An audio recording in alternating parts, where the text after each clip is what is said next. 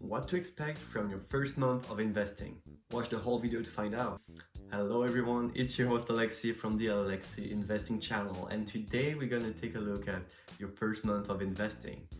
If you want to follow my investing journey or learn about personal finance, money and investment, hit that subscribe button right here to be notified for every video. Hope everyone is having an amazing day so far, and without any further ado, let's go and see what your first month of investing will look like. I'm 20 years old and enough is enough. I started investing right after Christmas of 2019 because I was really interested into this subject, and I was spending like almost all day every day on YouTube watching people with, amazing huge portfolios showing off and saying, oh, you should buy this stocks, you should do this, you should do that. And I was like, you know what, I kind of want to start investing myself and see how it's really like.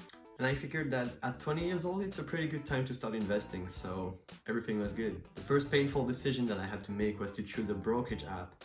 And since I don't live in America where you can find Robinhood, which is really good for beginner investors, or M1 Finance, which is good for both new and advanced investors, I could not have those both, and I was really interested into M1 Finance because of all the features it offers. Like you could get the auto reinvest, or I really like the way they show your portfolio and really easy to spot and track your investments. I ended up choosing Trading 212, which is the platform I'm using right now. It's really similar to Robinhood and M1 Finance, both in a certain way. You have no fees for transaction, which was the main focus I was looking for in a brokerage app. And also you also got some reinvestments and really easy to track. If you're from Europe and you're interested into this subject about which brokerage app is the best, leave a comment down below and let me know if you're interested in this. I could maybe make a video, since I spent quite a bit of time on this subject looking at which could be the best one for European. Then after I chose my brokerage app, I decided to do my first deposit. I made my first deposit, which was about $2,000, and guess what? It was a mistake. If you saw my monthly update, which you can find right here, that was one of the mistakes I did. I invested $2,000 even though I didn't look at my investment plan or investment strategy, if you want. Of course, I knew that I was aiming for long-term investing, but I didn't have any idea how much I wanted to put or add in my portfolio each month, right? So take your time, make a plan and say, oh, each month I'm gonna add, I don't know, $500, $1,000, but be specific and be precise, because you can do like I did, which is not consistent, because one of the main focus about investing is that you have to be consistent for it to work out well.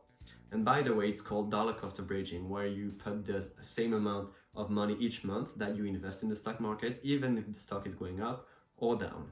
If it's your first time investing, you'll probably make a lot of mistakes, and there is no way that your first choices or first investments will be the perfect ones. You can still limit those poor choices by listening to other people's mistakes, for example mine, because I did quite a few. So let's see which one I make and how to avoid them. First mistake that I did was to buy overpriced stocks. Of course, that doesn't make sense if you hear someone saying, oh, I bought stock that was way too expensive. But when you're a new investor and you look at a company, for example, I bought Microsoft, which is kind of overvalued, okay? And you're like, okay, I like this company, I love the products, I love what they're doing. They have a really strong company overall.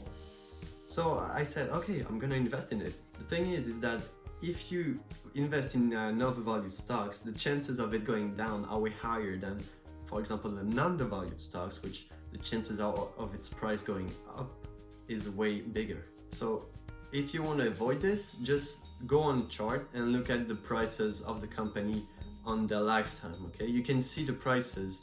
Almost all the time, the prices of a stock are almost stable, okay? Sometimes they go up, sometimes they go down. The goal of this game is to buy the stock when it's at its lower. But don't try to time the market too much, okay? Dollar cost averaging, you don't time the market. You buy when the stock market is up and when the stock market is down. But you try to buy a stock in an individual stock when its price is at the lowest you could get. The second mistake that I did was to buy too many stocks. In my first month, only in my first month, I bought 15 stocks, which is a lot considering $2,000. It means that I didn't really focus on a few stocks. I bought too many of them. You should focus more on buying a few great value stocks than buying a lot of average value stocks, okay?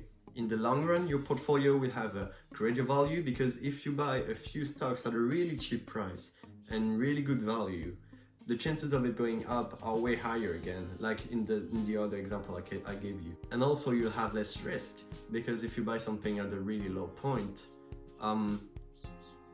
it's probably not going down anymore. Mistake number 3 is not doing enough researches on the stock. Probably one of the dumbest one I did. For example, in only the first month I bought 5 stocks that didn't give any value to my portfolio. One stock didn't give any dividend. One I could not track on my spreadsheet, which only tracks US stocks. And some others were just bad value stocks. And since I'm aiming at long-term investing and a dividend growth company, that didn't make any sense for me to buy stocks that either didn't pay dividend or were bad values. So pay a lot of attention on your stocks. For example, you can go on a website called Seeking Alpha. Even on the free version of the website, you can have a lot of information about the stocks, about their dividend payments and stuff like this, so really go check this out. It will be in the description down below. In many new cases, new investor loses money. How come? Well, first and easy advice for everyone, investments are not trades, okay? If you're a complete beginner in the stock market, chances are you'll lose money if you do trades. You are not a Wall Street expert and you are not in the stock market for a really long time, so you don't have the expertise to say, okay, on this day, this specific day, the stocks will go down or the stocks will go up. You have no clue, and a lot of people don't have any clue except professional. In fact, 80% of traders loses all the money in the first year of trading, and the 20% left are mostly professionals making a living out of it, or people that have been in the stock market for so long that they know a lot about stock market and about economy. Second, aim in the long run and you'll be successful. It's like the basic rule of investing. Because the market in the short term is pretty unpredictable, okay? And you can see in a chart, looking at the stock market value over time, you can see that in the last 70 years, it just went up. In the short term, maybe we had some crash, like the 2008 one, for example, was the big one. But this is only short term, okay? If you look at a bigger picture of it, the stocks are only going up. And also, if you start dividend investing, it will give you a boost in your investments, which you can reinvest. When you get paid a dividend, you can just reinvest it in the stock market and you can still go up more. The best way for your investments to work out well is to be the most passive. The more active you are, the more money you can lose. Speaking about being passive, one of the things that new investors do, which is a big mistake, is to have emotions, to have too many emotions.